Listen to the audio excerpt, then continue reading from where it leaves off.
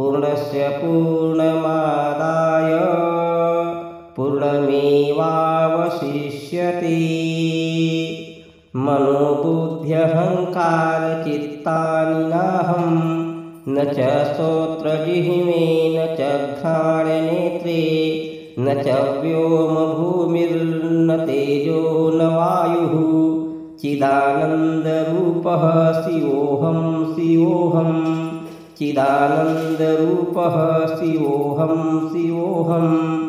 न च प्राणसंज्ञो न वै पञ्चवायुः न वा सप्तधातुर्न वा पञ्चकोशः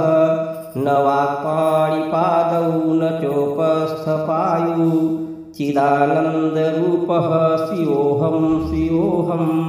चिदानन्दरूपः शिवोऽहं शिवोऽहं न मे द्वेषरागौ न मे लोभमोहौ मदो नैव मे नैव मात्सर्यभावः न धर्मो न चार्थो न कामो न मोक्षः चिदानन्दरूपः शिवोऽहं शिवोऽहं चिदानन्दरूपः शिवोऽहं शिवोऽहं न पुण्यं न पापं न सौख्यं न दुःखं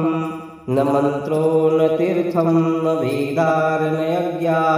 अहं भोजनं नैव भोज्यं न भोक्ता चिदानन्दरूपः शिवोऽहं शिवोऽहं चिदानन्दरूपः शिवोऽहं शिवोऽहं न मे मृत्युशङ्का न मे जातिभेदः पिता नैव मे नैव माता न जन्मः न बन्धुर्न मित्रं गुरुर्नैव शिष्यः चिदानन्दरूपः शिवोऽहं शिवोऽहं चिदानन्दरूपः शिवोऽहं शिवोऽहम् अहं निर्विकल्पो निराकाररूपो विभुत्वाच्च सर्वत्र सर्वेन्द्रियाणां सदा मे समत्वं न मुक्तिर्न बन्धः चिदानन्दरूपः शिवोऽहं शिवोऽहं चिदानन्दरूपः शिवोऽहं शिवोऽहम् ॐ भद्रं कर्णेभिः शृणुयाम देवा भद्रं पश्येमाक्षभिर्यजत्राः